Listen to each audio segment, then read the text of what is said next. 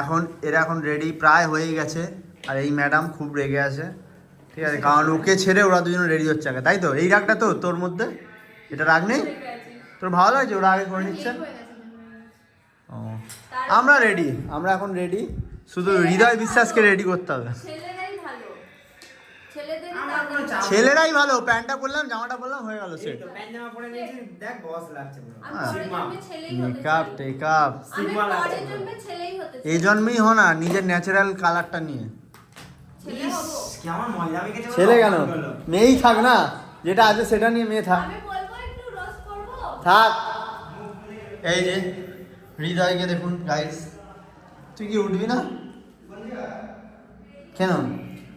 Makeup করতে বসে বিকেল 4টার সময়, কয়টা আর ঘুমিয়ে নিয়েছি সুন্দর করে একটা ফ্রেশ।